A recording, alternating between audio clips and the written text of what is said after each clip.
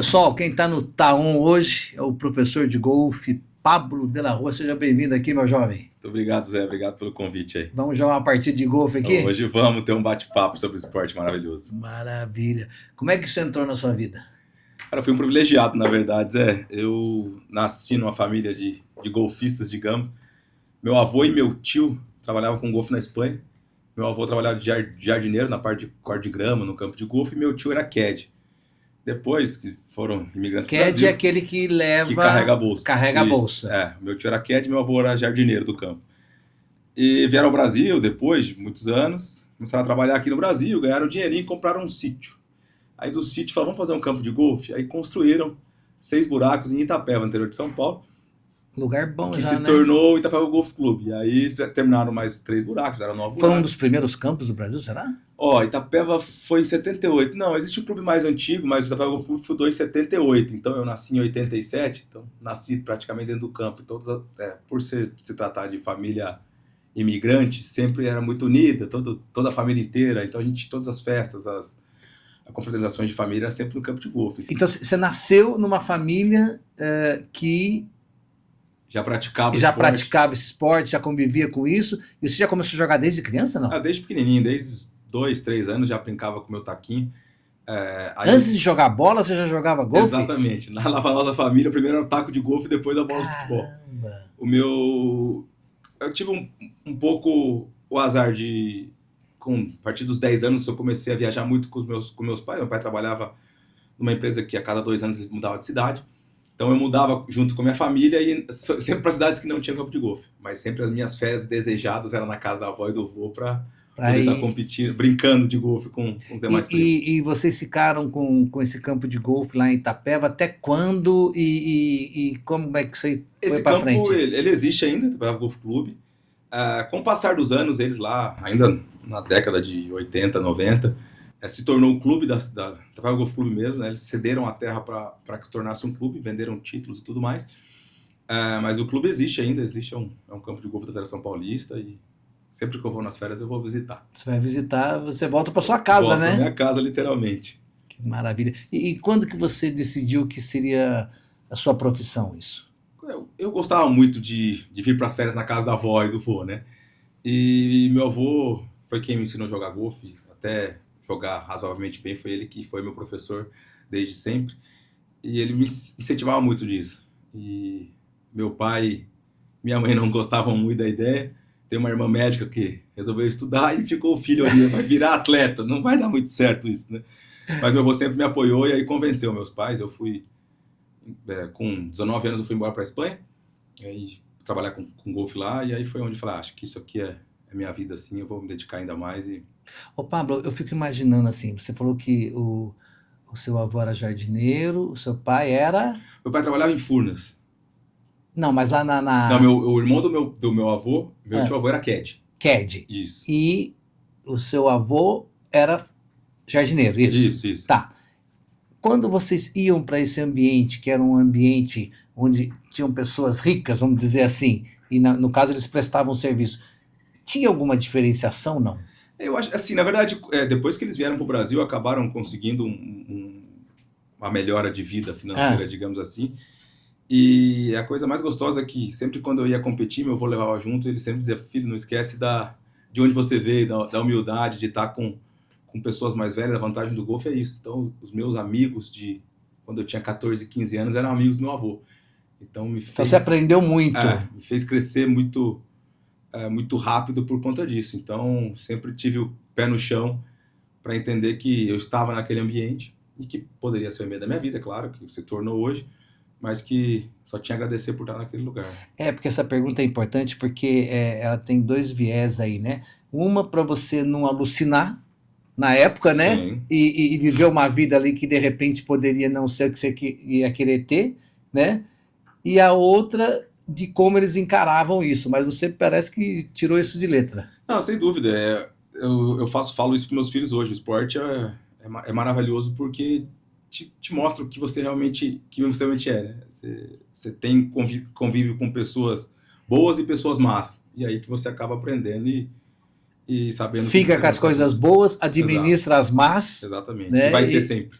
Não tem Qualquer a dúvida. ambiente, né, Zé? E nessa sua trajetória aí, qual que foi os maiores desafios que você chegou, puta, jogo mais, ou jogo, ou qual foi um grande desafio? Primeiro foi essa decisão de se realmente vou seguir carreira ou não. Eu tinha, não esqueço que na fase de universidade, passar na faculdade, vestibular e tudo mais. Faculdade de? Era para ter feito, por amar o esporte, eu tinha passado em ciência do esporte e educação física, né? Nas faculdades que eu tinha escolhido para fazer. Aí eu falei, cara, ou eu vou para fazer, só que se eu fizesse, era naquela época que eu estava bem fisicamente para competir, e eu teria que deixar, abrir mão um pouco de treinar para estudar. E aí foi onde eu decidi, não, eu vou jogar, vou dedicar esses próximos anos aí, depois eu vou lá, faço minha carreira, se tiver que fazer. Então essa acho que foi a parte mais difícil, de decidir se eu estudaria ou se eu competiria. Foi esse momento que mudou sua trajetória? Sim, sem dúvida foi. Aí foi que o apoio da família, que realmente falou, não, se é o que você quer, você acha que dá para viver disso. E como eu disse, meu avô sempre incentivava, dizer, cara, ele leva jeito, tem talento, eu acho que dá para deixar ele seguir com as próprias pernas aí. E com o passar do tempo, você já tem mais de 20 títulos, já competiu internacionalmente, então foi uma decisão certa? Sem dúvidas, minha vida é isso aqui, o golfe me ensinou, amo o que eu faço, não tenho o que dizer, então acredito que sim. Como você disse aqui antes de a gente começar, que cada jogo é um jogo diferente do outro, sendo no mesmo campo, com o mesmo taco, com a mesma bola, mas cada dia é um dia e cada tacada é uma tacada. Teve alguma vitória que te marcou muito, que você lembra? Olha, eu acho que a vitória mais marcante sempre foi uma vitória que eu tive em um clube chamado PL, em São Paulo, em Arujá, na verdade, próximo do aeroporto de Guarulhos. É um campo muito bacana. Arujazinho? Na verdade chama PL Golf Clube, mas é ali pertinho, passa Guarulhos, Arujá ali. Tem 2 campos ali, esse campo PL é um campo que eu sempre gostei muito de competir, e meu avô me acompanhou os últimos 36 buracos, os últimos 2 dias. Ele falou, eu vou aí te assistir. Meu avô já estava meio doentinho, e ter ganho aquele título lá, com ele me assistindo. Junto com ele foi maravilhoso, ficou marcante. E assim, ele acabou depois de acabar e dizer, falar, agora já estou completo da minha vida, eu já posso, tudo que eu tinha que ter vivido, eu vivi, com esse presente que você me deu, então para mim foi muito marcante essa vitória. Que maravilha. Tive sorte depois de ter sido bicampeão desse torneio, mas meu avô já não estava mais comigo. Mas ele viu a primeira. Sem dúvida. E a lesão? A lesão mudou? Você teve uma lesão, mudou tua carreira, não? Sem dúvida. Eu tive uma lesão em 2014. Nessa época eu competia bastante internacionalmente, América do Sul, América Latina. Mas eu tive uma lesão de labro no quadril, e eu sofria muito. Devido ao golfe. Eu tinha uma deformidade óssea que foi aos poucos de tanto treinar. Eu bati na época, eu batia 1.200 bolas por dia. O quê? Treinava igual um condenado. Batia muita bola, treinava muito, jogava. Você sabe que o Oscar falava que não existia mão santa, né? Isso aí. Não, é fato, não tem como. Não tem Existe como. treino. Existe treino. E nessa época eu treinava muito. E aí comecei a sentir essa dor, fui em diversos médicos. Na época era uma cirurgia ainda, foi a mesma lesão que o Guga teve. Na época ainda era uma cirurgia não muito convencional. E não tinha tido muito sucesso com relação a isso. Tinha visto o Guga, logo depois o Murray também do tênis teve o mesmo problema e também não conseguiu voltar. E tentei de tudo quanto é forma, e tenho ela até hoje, fiz alguns procedimentos aí que ajudaram. Mas você consegue continuar jogando? Eu consigo jogar. Essa parte ruim e boa, eu consigo jogar. Estava competindo na semana passada, eu ainda jogo 80% dos torneios do Brasil, do ranking nacional, mas eu não consigo treinar. Se eu treino, dói. Se eu jogo, dói. Então você tem que escolher ou jogar ou treinar. Então eu faço justamente isso. Eu jogo lá de vez em quando para soltar, para desenferrujar um pouquinho, preservo para a semana do torneio. Dia de treino a gente sempre faz um dia antes do jogo para reconhecimento, faço ele o mais leve possível e jogo. São 3 ou 4 dias. Vai na memória muscular, não? Acaba sendo isso, porque eu tive que criar adaptações no meu movimento para conseguir executar um swing. E a performance, como é que ficou? Eu perdi 15% da minha potência. Então isso pra gente, nos dias atuais, o golfe evoluiu muito, material e tudo mais. Compensa? Físico. Não. No material não compensa? Não, no taco, assim, até compensa um pouco, mas compensa para todo mundo. Então, sim. Aquele cara que bate mais forte. Então eu era um dos caras que batia mais distante do Brasil, eu tinha swings mais rápidos, mais fortes do Brasil, e perdi 15% dessa potência. Então eu saio para competir hoje com os meus parceiros e a gente brinca, sai dando risada com ele. Fala, cara, olha o Pablo de hoje, como é que é. Mas com a experiência e até com a cabeça mais tranquila e não sair na obrigação de vencer ou coisa assim, que era o meu objetivo antigamente, me divirto muito mais. E dá para ficar bilionário jogando golfe? No Brasil não, você tem que ser alguma coisa muito fora da curva. A gente não teve essa pessoa no Brasil. É claro que os melhores jogadores do mundo são muito bem pagos, né? Um campeonato de golfe nos Estados Unidos hoje, de ponta, paga para o campeão 2, 3 milhões de dólares, né? Então, claro que são números exuberantes. Tanto que Tiger Woods foi o primeiro atleta a chegar em $1 bi, né, de dólar. Então, o golfe, sim, paga muito bem. Mas para a cultura brasileira é muito distante ainda, porque a gente tá engatinhando ainda com relação ao golfe. Com certeza. O golfe parece que é um esporte meio parado, assim. Mas precisa de uma grande preparação física e mental, né? Por quê? Zé, o parado é divertido, até falar pra mim. Parado para quem tá parado assistindo. Vocês estão vivendo aí que eu sou meio hiperativo, né? Mas cara, é muito divertido isso, porque é uma competição você com você. Então isso torna um negócio muito desafiador e pode ser que esteja devagar, caminhando, dando uma tacada, mas a mente está ali o tempo todo trabalhando, desafiando, preciso melhorar, preciso dar a próxima tacada, programar para que seja melhor que a anterior e assim vai indo. Então, todo mundo que começa depois fala, nossa, achei que era parado, que era monótono, esporte de velho, né? Mas fisicamente, usa muito o corpo? Olha, volto a dizer o nome do Tiger Woods, foi a primeira pessoa a mudar o golfe, a traçar o atleta de para golfe o atleta. como atleta. Antigamente o golfista era o barrigudo charuto, né? Tiger Woods veio e mudou isso aí, trouxe o atleta era o Trump. Exatamente. E hoje em dia, mais de 80% dos atletas que vêm são atletas mesmo, são fisicamente preparados, mentalmente sempre. Mas comparando em físico, sim, físico, mais de 80% dos atletas são preparados fisicamente. Porque eu acho que o físico acaba ajudando o mental, né? Porque exatamente você falou, como exige muito da cabeça, você precisa estar preparado fisicamente para conseguir, a gente fala... Performar bem. Um campeonato de fora, um campeonato grande, são 6 dias de competição, 4 dias valendo e 2 dias treinando. Então são 6 dias você lá competindo, temperaturas altas, 5, 6 horas de partida, mais 1h30 treinando antes. Então é desgastante mesmo, parece um jogo meio assim. A história do carrinho é só para amador, o profissional não pode usar o carrinho. Ah, não pode? Não. O profissional joga caminhando sempre, então isso acaba desgastando bastante também. Quantos quilômetros o cara anda numa partida?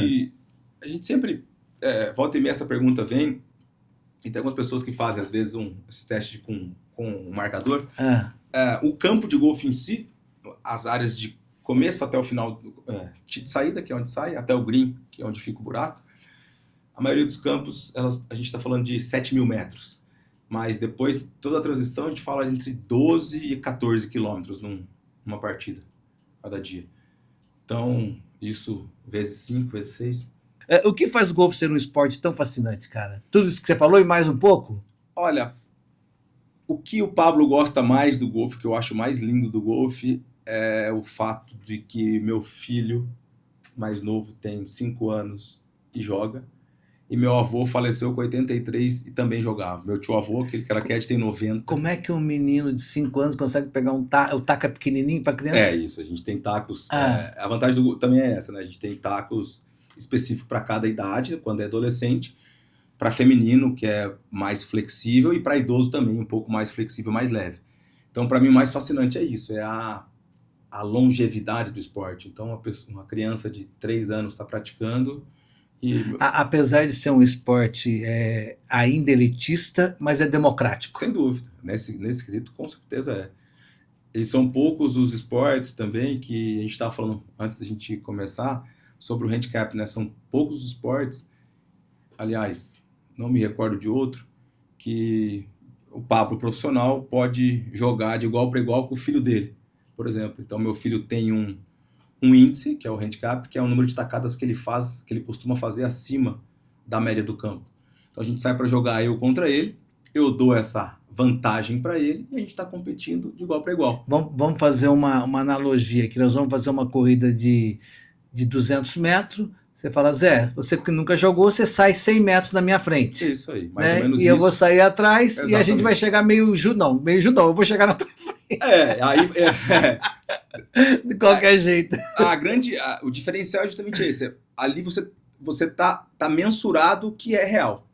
Diferente da corrida que a gente vai ter que fazer analogia. Quanto será que eu vou te dar de distância? Vou te dar 100 metros? Vou te dar 50? Aí eu não vou poder usar desculpa, mas eu perdi porque ele é profissional. Não, você teve... Você teve a sua chance. Você teve sua vantagem. A gente brinca, a lambuja, né? Você teve o teu net para você conseguir competir com um atleta de alto rendimento. E qual é o maior mito sobre o golfe que você conhece? São dois para mim. O esporte velho, que não vejo, apesar da aparência, não vejo como um esporte de gente idosa. Quem começa em qualquer idade que seja, faz a bola voar, a gente fala que é picado pelo mosquitinho do golfe e não quer parar mais. Por isso esse tabu de muitas vezes a pessoa, não vou começar porque é monótono, é parado. E aí a pessoa deixa de começar e depois que começa, 15 anos depois, fala, cara, por que eu não comecei antes? Porque eu não comecei antes. Isso aqui é lindo demais, é maravilhoso. E falar em começar, aquele cara que nunca jogou, quanto tempo ele demanda para aprender e começar a já fazer graça lá? Pô, essa é uma pergunta muito interessante, porque, lógico, depende muito da aptidão física e o principal, do quanto ele vai se dedicar para o início. A gente sabe que qualquer coisa que a gente vai fazer... Quanto ele vai botar de energia nisso, aí, né? Se a gente for... Qualquer coisa que a gente vamos começar a jogar baralho. Se você não aprender, não ficar treinando um pouco da vida, se você não aprender as regras, ver as cartas e começar a jogar, praticar para você ficar um jogador razoável, é a mesma coisa com o golfe. Você precisa treinar. Eu costumo dizer que em 3 meses a gente consegue fazer o cara se divertir em campo. Né? Aí se ele vai jogar bem, médio ou mal, vai depender mais do esforço dele do que propriamente do professor em si. Mas com esse tempo ele já vai ter uma consciência de jogo. Sem dúvida, vai ter uma consciência de jogo e ele vai ter o principal, que é se divertir em campo. Independente se ele vai jogar bem, mal ou médio, ele vai conseguir jogar. Entendeu? Então, por isso que eu falo que o golfe é para tudo. Seja pessoas com dificuldades físicas, com limitações físicas, ele vai jogar. A gente vai arrumar uma forma dele mandar a bola para frente. E qual o erro, né, que um iniciante faz? Eu estou fazendo essas perguntas até porque o Pablo também é professor. Se você tiver a fim de ter aulas e aprender, é com um homem aqui que você pode, né, ter aula e começar depois de 3 meses já tá dando suas tacadas lá. Qual que é o maior erro que um iniciante comete? Eu acho que assim, ele achar que, como todo mundo, quando bate a bola, vê a bola ir longe, ele acha que, nossa, eu preciso bater a minha bola longe, porque principalmente o homem, né, ele tem aquela questão de potência, de mandar força, e depois a gente vê que quando você começa a jogar razoavelmente bem, não é a tacada longa que vai definir o jogo. O que vai definir o jogo são as tacadas mais curtas, né? Então, todo mundo quer essa potência gigantesca e, no final das contas, quem manda é o detalhe. Eu vou te fazer uma pergunta. O futebol é um esporte que ficou muito tempo sem evoluir. Hoje ele está evoluindo em várias coisas na tecnologia. E eu fico pensando, quando a gente dá uma batida numa bolinha de golfe, ela some, né? Uhum. Já se pensou um dia ter alguma coisa dentro da bolinha para poder localizar ela, não? Todo mundo fala muito disso, Zé. E até pessoas que mexem com essa parte de tecnologia. Porque a bola de futebol já tem, você viu? Agora tem um sensor. Um chip que se pegou no cabelo do rapaz. Exatamente. A nível profissional, não muito, porque tem muita gente em campo assistindo. As competições nos Estados Unidos têm 40, 50, 60 mil pessoas por dia assistindo. Televisionada. Então você já tem muitos juízes ali para dizer que se a bola tá ali ou não tá ali, se o cara mexeu na bola ou não. Então, assim... Porque tem essa coisa, né? Tem cara que mexe na bola, não tem? Apesar que ele tá enganando a si próprio, né? Exato. O golfe também tem essa particularidade que uma competição entre... Aqui, por exemplo, um torneio do ranking estadual nosso aqui, não existe juízes, né? Existe a pessoa responsável, no caso, eu fico como responsável do torneio, para tirar dúvidas sobre regras. Mas se a gente sai, você e mais um para jogar, nós 3 somos parceiros de jogo e é você que se penaliza caso você infrinja uma regra. Então, já existe uma frase muito famosa que se você quer conhecer o caráter de uma pessoa, jogue golfe com ela. Porque ali você vai ver se realmente a pessoa vai é boa ser... de matemática. Então você acha que esse sensor, esse chip, para os amadores, isso, poderia fala ser muito bom? sobre isso. Pessoas que perdem muito as bolas e coisas Imagina. desse sentido, valeria a pena investir num chipzinho na bola assim. Mas em contrapartidas, como eu falei um pouco antes, evoluiu muito em questão de material, né? Qualidade de material, qualidade de bola. É mesmo você pegar as bolas dos anos 50 de futebol e as bolas de hoje, né? Elas têm tanto que cada Copa do Mundo tem uma nova, tem um nome novo, porque eles querem uma dinâmica melhor, uma rolagem melhor da bola, um voo mais uniforme, a mesma coisa com o golfe. Então sempre existe marcas que querem evoluir o poder da bola, né? E os tacos, ainda vai existir algum taco que não existe? Alguém pode inventar alguma coisa ainda? Ou já está tudo... Eu acredito que sim, Zé, porque com o passar dos anos foram existindo tacos. Eu tenho 30 anos de golfe, um pouquinho mais talvez. Nessa minha trajetória, eu já vi evoluções de taco. Antigamente, os tacos eram de madeira, alguns tacos. Eles chamam madeira até hoje, mas hoje eles são de titânio, não mais de madeira. Alguns tacos híbridos, assim como os carros, né, que são meio ferro, meio madeira. Então, os tacos também foram evoluindo e também foram mudando. Acredito que ainda vai aparecer algumas coisas assim, sem dúvida. Essa pergunta que vai para o corte. O que o executivo pode aprender com o golfe para ele usar nos negócios dele? O que você acha que ele pode aprender? O primeiro é o desafio dele com ele mesmo, né? De ele ter autoconhecimento, autocontrole e percepção das falhas, né? Como você está ali num dia, você não tem como fugir do jogo. Você tem que terminar os 9 buracos ou os 18 buracos, dando o seu melhor. Então, isso é a parte mais desafiadora. E com relação a negócios, a network, o golfe é incrível, Zé. Como eu falei, a partida demora 5 horas. Eu ligo para o Zé, vamos jogar uma partidinha de golfe? O Zé era aquele cara que eu tentei ligar com ele, falar com ele 10 vezes, ele me inventou 10 desculpas para não falar comigo, não queria me atender no escritório. No golfe ele tá na mesma hora lá. De repente eu liguei, vamos jogar uma partida. Aquela reunião que ia ter de 10 minutos com ele, eu vou ter de 5 horas para conversar com ele. Então é ali que se fecha um negócio, é ali que eu consigo expor o meu produto, ou seja lá o que for, ou a minha ideia que eu vou estar... Então... Nos Estados Unidos é muito usado isso e no Brasil tem cada vez mais também. Você sabe que tem uma piada, você deve conhecer, porque é de golfe, que tinham 2 caras que jogavam golfe sempre. E aí um dia um estava emburrado, triste, e o outro falou, o que foi que você está assim? Né? O que foi? Ele falou, não, pô, sua indústria, suas empresas compraram seguros, né, e não compraram comigo. Né? E falou, puxa, mas você vende seguro? Você nunca me falou? Então, não adianta só ter network. Exatamente. Também tem que ter lógica, vai partir de cada empreendedor, de cada empresa. Nem sabia que você vendia. Né? Falou, que tem muito disso, né? É perfil também, né, Zé? Tem pessoas que vão conseguir aproveitar, usar esse engajamento de ter a pessoa próximo para usar ao favor, né? E a grande vantagem é usando a frase que eu usei há pouco, conhece a pessoa, joga golfe com ela que você vai conhecer o caráter. Até porque o network vai se construir em cima do jogo, em cima das coisas. Isso. E depois o negócio vai ser fluir, um detalhe. Vai fluir. Depois ele vai saber que eu trabalho com seguro e ele vai comprar o meu seguro. Justamente. Porque a gente vai conversar tanto que a gente vai saber. Se não for o meu intuito vender seguro, eu vou acabar vendendo da mesma forma. Vamos vir para dentro do Mato Grosso do Sul. Como é que você vê o golfe no Mato Grosso do Sul? Você acha que está crescendo o esporte aqui? Está melhorando? Como é que você vê isso? Zé, eu estou há 6 anos no estado, né? Me apaixonei por Campo Grande, acho que é uma cidade maravilhosa, que me acolheu super bem. Eu já vinha competir aqui com os torneios que existiam no Terras, e aí, após um convite, acabei vindo para trabalhar.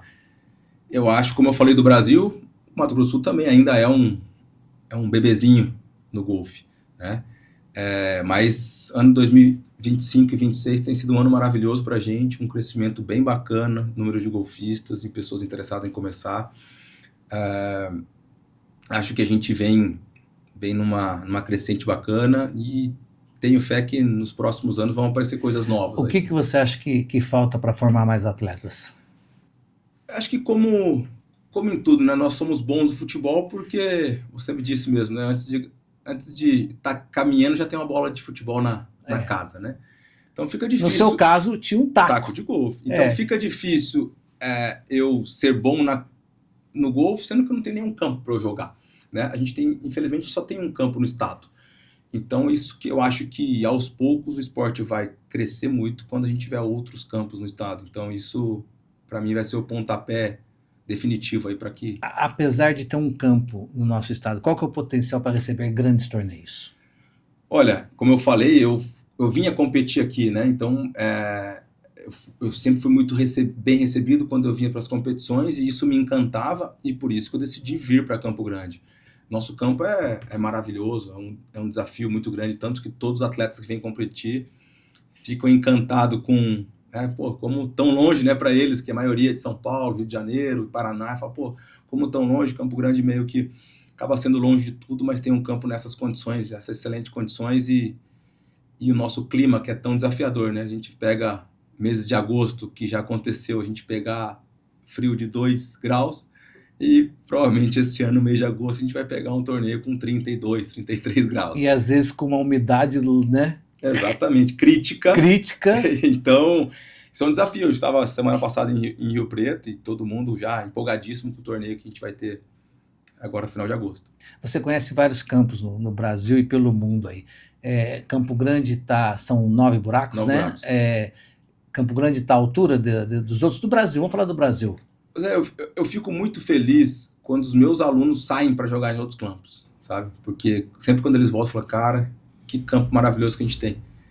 Então, eu não vou nem usar as minhas frases, né? Não vou usar nem o meu conhecimento, a minha expertise. São os meus próprios alunos que, às vezes, não têm tanta experiência. Essa é a sua maior satisfação? Sem dúvida. Sem dúvida, porque além de professor, eu sou o gestor do departamento de golfe. Então, se o campo tá bom, tem um dedinho meu ali também, eu fico muito feliz por isso. Bacana. Agora vamos falar do quinto Átila Brasil, né? Um grande torneio que está vindo aí com uma premiação também, acho que é a maior premiação do Brasil. Me conta um pouco dessa história. Então, esse é o quinto Átila Brasil Invitational, a gente faz há 5 anos atrás. O Átila falou, cara, vamos fazer torneio profissional? Eu falei, vamos, Átila, vamos, que acho que engrandece ainda mais o nosso campo, o nosso estado, eu acho totalmente válido. E o ano passado a gente já fez um torneio muito grande. Antes era amador com profissionais convidados. Isso, antes era amador com profissionais convidados. E agora Agora é profissional. Profissional, 100%. A gente coloca os amadores para jogar num dia festivo. Na quarta-feira, 26, que é feriado, a gente faz um torneio festivo com os 15 melhores profissionais do Brasil, com os nossos jogadores aqui do Terras. E depois, no domingo, no último dia, os amadores também têm a competição deles. Mas a cereja do bolo é de quinta a sábado, que é o grande disputa. A gente está jogando... Pode falar. Você falou sobre a Bolsa. Esse vai ser o maior torneio do Brasil, em repartição financeira, digamos. A gente vai pagar 230 mil de bolsa, então o campeão geralmente leva 20% desse valor. Então, a expectativa é muito grande de a gente conseguir trazer. Todos os brasileiros estão confirmados, os melhores do Brasil, e alguns atletas da América do Sul também vão vir para competir. Que bacana. Então, como diz nosso amigo Átila, a régua subiu. Sem dúvidas, a régua subiu. A gente, lógico, desde o começo a gente queria isso, a gente esperava disso, mas se não fossem os nossos parceiros e o trabalho do Átila aí, a gente não conseguiria. E eu acho que a gente está chegando num patamar de cada vez brilhar mais. Então... E o que torna esse evento tão diferente dos outros?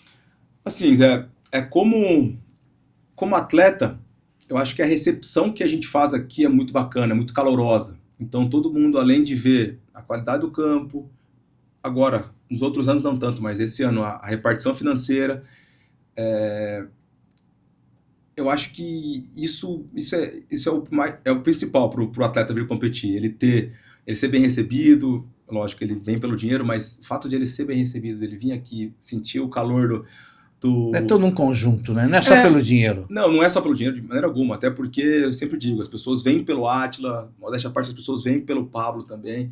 E isso é muito bacana pra gente. Porque eles vinham quando a bolsa era 80 mil. Sim, e eles vão vir agora quando a bolsa... E sempre o Átila bate na tecla. Pablo, eu não quero muita gente estranha, não. Eu quero aqueles que nos prestigiaram desde as primeiras vezes. Isso o Átila tem de legal. Ele prestigia quem está desde o começo com ele. Sem dúvida. Então a gente vai nessa linha de raciocínio aí. E além do mais, como é uma festa dele, né? O sábado a gente faz a grande festa, né? Então a festa à noite, no sábado, é uma festa deles, dos convidados do patrocinador. Isso acaba sendo um evento grande para a cidade, você sabe bem. Sim, da última vez teve congestionamento, né? Exatamente. Então, isso para a gente é muito bonito, é muito prazeroso fazer acontecer um evento dessa magnitude. Então... E como é que surgiu, nós estamos no 5º Átila Brasil, como é que surgiu esse torneio? Né? Conta um pouco, você participou de quantos deles? Todos eles. De todos eles? Primeiro, na verdade, assim, eu conheci o Átila das vezes que eu vinha competir, das vezes que ele recepcionava a gente aqui no Terras. E aí, com o passar dos anos trabalhando aqui, a gente se identificou super bem. E existia um torneio de profissional antes, que era um golfista nosso, Vitório, que fez durante 2 anos. E aí, no 3º ano, o Vitório acabou tendo que viajar para o exterior nessa data. E o Átila falou, cara, eu não quero deixar sem profissional, eu gosto muito desse torneio. Vamos fazer um torneio com o meu nome? Eu falei, vamos embora. Aí a gente usou até o nome da empresa, que era Terras Brasil. Sim. E falou, vamos fazer acontecer. Aí foi o primeiro impulso de fazer o torneio. Aí acabei convidando os profissionais que a gente conhecia e tudo mais, abrimos 30 vagas profissionais, enchemos a casa e fizemos acontecer. Ele adorou, pra gente uma loucura, né? Não pode deixar de falar da Letícia também, que é a esposa dele. Sim, que ele fala que faz acontecer. Eu tô falando aqui, já teve 3 ligações da Letícia. Que a gente, o pré-evento é a coisa mais complicada, né, Zé? Sim. Então a gente vem 3, 4, 5 meses trabalhando para que aconteça um evento dessa magnitude. E aí a Letícia falou, vamos encarar. E cada vez a gente tá aprimorando mais e esse ano vai ser mais sucesso de novo. Como é que funciona o formato? É Pro-Am que chama? Isso. E por que ele aproxima o empresário dos atletas? O Pro-Am é um torneio que existe na grande maioria dos clubes, até nos torneios do exterior, esses torneios grandes, também existe o Pro-Am no dia da volta, que antecede a primeira volta, que é o dia de treino, né? A gente forma uma equipe com um profissional e 4 amadores. Então, esses amadores, eles têm a possibilidade de estar jogando com... Fica olhando ali, fica vendo. Ele olha o cara jogar, o profissional, ele sempre acolhe o jogador também, ele dá uma diquinha, em vez de você fazer isso, faz aquilo, para você melhorar o teu jogo, é melhor você fazer essa opção. Então, a gente sempre acaba dando uma aula de campo junto para os amadores também. E o amador acaba gostando muito de jogar, porque ele fica impressionado com a qualidade do jogo do profissional. E para o profissional é muito bacana, porque muitas das vezes conhecer pessoas novas, ter uma influência nova, e muitas vezes acaba saindo até uma parceria, um patrocínio. Verdade. Coisas que é muito comum. Você sabe que quando eu jogava squash e a gente fazia as clínicas, eu falava assim, você sempre joga com uma pessoa que é pior que você. E no squash ninguém gostava de jogar com uma pessoa pior, porque sempre queria jogar com o melhor. Uhum. Mas ele falava, não, você tem que sempre jogar com uma pessoa que é pior que você, porque você vai treinar mais. Você sempre vai ter um cara para pegar a bola para você. E você vai poder treinar as batidas. Acho que no golfe não tem essa... Essa é a vantagem do golfe, Zé. Se o cara for pior que você, ele vai estar do mesmo nível, porque ele tem o handicap dele. Tem o handicap, né? Então, eu sempre uso o tênis como exemplo, né? Você imagina você encarar vamos usar o Sinner agora que tá bombando. Você não tem a mínima chance. O Sinner pode te dar 6-0, 5-0 no segundo do set e você sacando que ele vai virar o jogo com você. Vai. No golfe não tem essa. No golfe, se você der o teu handicap e o profissional com 0, que é o handicap dele, o jogo é igual para igual. E quais são os principais destaques dessa edição? Você falou que vai vir os profissionais, mas fala uns nomes aí. Pra gente, assim, além dos destaques de nomes, esse ano a Confederação Brasileira ela voltou a nomear um circuito, né, a ter um circuito no calendário dela. Existiam torneios passados que faziam parte do calendário e esse ano ela conseguiu uma parceria com uma instituição bancária, não sei se eu posso dizer. Pode falar. Na verdade, a Confederação fez uma parceria com a Caixa Econômica e a Caixa ela aporta um valor financeiro para ajudar nos torneios da Confederação. E a Confederação escolheu 5 torneios para esse calendário já existente, e um deles é o nosso. Então é o que o Átila ficou muito feliz quando a gente conseguiu essa parceria, justamente pelo que mais impressiona, né? O torneio mais novo, fora o Átila, tá na 32ª edição. E vocês estão na 5ª. Então, assim, para nós foi muito prazeroso por conta disso.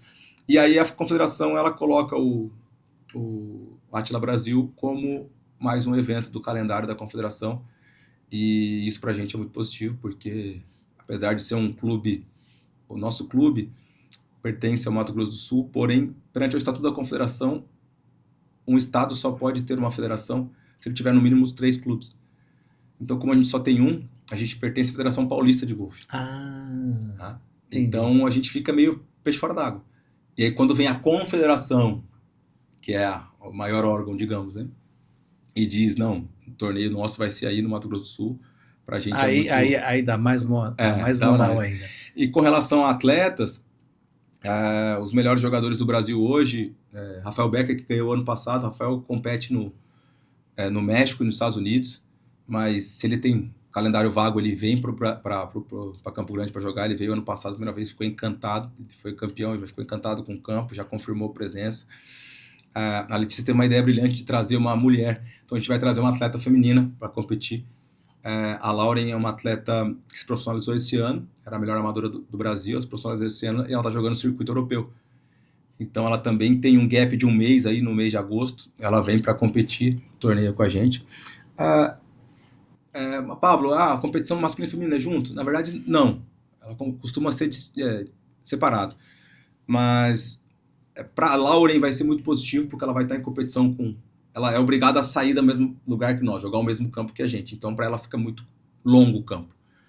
Então, ela vai ter uma dificuldade um pouco maior do que nós. Mas, como ela é uma excelente jogadora, tem muita chance de estar brigando entre os primeiros lugares. E pra gente vai ser muito bacana, porque a gente tem um grupo de mulheres muito grande, as monstrinhas do golfe aqui do Terra. É verdade. Então, pra gente vai ser muito bacana ter a Lauren aqui, para que as mulheres... Se a Lauren ganhar de vocês, então aí ferrou. Aí pronto, aí estamos perdidos. Mas o intuito é justamente que ela venha para que ela demonstre para as mulheres, olha como é que é o golfe de alto rendimento feminino. Porque muitas daqui não saíram para competir em alguns torneios da Federação Paulista, mas nunca viram torneios grandes, né? Mulheres desse nível de alto rendimento, né? Então... uma pergunta que me veio agora, quando que um atleta amador passa a ser profissional? Boa pergunta, Zé. O golfe, ele tem um método talvez distinto de outros esportes. O golfe, quem se dá o status de profissional é o atleta. Então ele chega no momento que ele fala, agora eu não participo mais de competições amadoras e eu vou participar de competições profissionais. A partir disso aí, ele não compete mais, vou fazer uma analogia meio boba, mas para quem entende. Então eu não vou competir mais por troféu, eu vou competir por dinheiro. Mas como é que eu vou competir por dinheiro? Você vai ter que ter algum status, você vai ter que ter jogar uma classificação para conseguir competir. Uma seleção. Diversos torneios. Se tiver, torneios abertos. Se tiver um torneio que qualquer um pode jogar. Então você vai se inscrever. A partir do momento que você ganhou seu primeiro real como golfista profissional, você tem que ficar mais 2 anos esperando para você voltar como amador. Então você não pode ficar... agora eu vou amador, agora eu vou profissional. Então, ou você é um ou você é outro. Então quem se dá o status é o jogador. Porque ele só depende dele. Na parte de jogo, ele vai jogar sem handicap. Então, o handicap não existe. Então, o jogo quem fizer menos ganha. Então, para ele se dizer profissional, não é vantagem nenhuma se ele não for competitivo.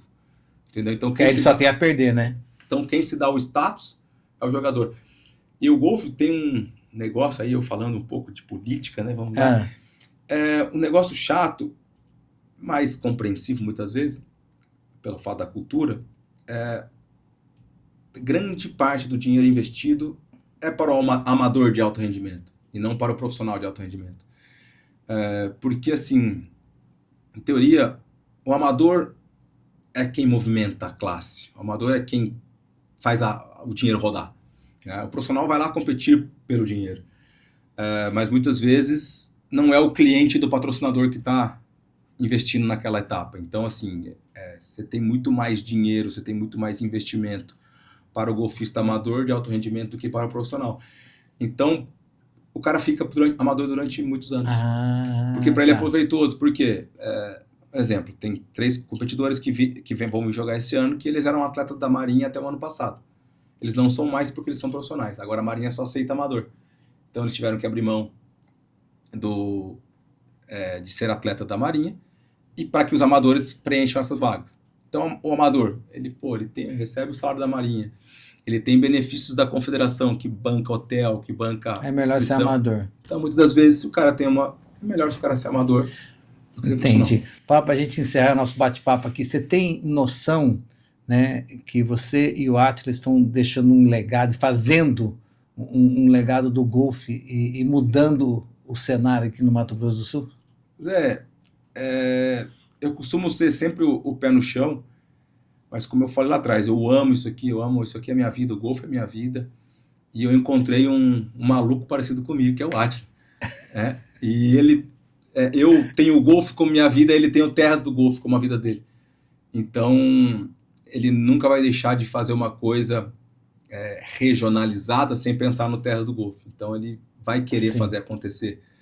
Então, espero que a gente deixe um legado, espero que a gente continue fazendo. Já estão deixando, né? E que a gente continue fazendo por esse esporte, por esse lugar que a gente gosta tanto, para que outras pessoas comecem a jogar golfe e vejam que esse esporte é maravilhoso. O Átila joga golfe? Ele não trabalha. O Átila trabalha. A Letícia joga golfe. Ele joga golfe, mas quando ele parar de trabalhar, ele vai se dedicar.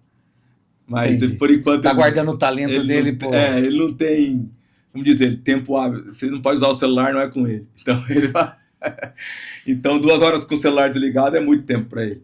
E se ele ficar com o celular ligado, vai incomodar os parceiros. Então, falando, deixa, é melhor, deixa para quando eu parar. Não pode levar o celular no campo. Hoje em dia também mudou muito isso, tá, Zé? Foi uma evolução positiva que a gente teve. Antigamente não podia ter, como se diz, comunicação nenhuma. Mas, cara, era só essa questão. Pô, o golfista amador é um médico que às vezes tá com um paciente no hospital e às vezes tá lá às 6:30 da manhã jogando o golfe dele para correr e trabalhar depois. Então não tinha lógica proibir essas coisas. Então é claro, todo mundo ali no silencioso, se for alguma coisa urgente, você vai resolver. Mas como pro Átila tudo é urgente, então não ia ter como. Tá certo. Aí ele falou, não, deixa ele terminar, descansa. Quando ele abaixar um pouquinho a aceleração no trabalho, ele começa a jogar golfe de novo. Deixa o convite aí para quem quer participar, como pode participar, para quem quer jogar, para quem quer assistir, para quem quer ver. Bom, de 25 a 30 de agosto, 5º Terras Brasil Invitation, lá no Terras do Golfe, os melhores jogadores do país, alguns dos melhores da América do Sul. Acho muito válido, e para quem já tem interesse com golfe, já viu alguma vez na televisão, que tenha mínimo interesse que seja, que vá ao Terras, conheça, veja os melhores jogando para que se empolgue um pouco mais. O Zé depois aí vai ter, quem quiser me seguir nas redes sociais aí, já dá a rede Paulo de la Rua, @Paulo de la Rua e @Terras Brasil. E contrate você como professor, né? Sim, também. Para aprender. @Átila Brasil Invitational, que é o Instagram do torneio, para que tenha mais informações, que a gente possa estar trazendo mais pessoas para jogar golfe e conhecer esse esporte tão bonito. Falou, meu jovem. Boas tacadas para você. Muito obrigado, Zé. Agora é um mês e meio aí de preparação de campo. É bom trabalho para nós aí e vamos fazer acontecer. Maravilha, um abraço. Obrigado pela oportunidade.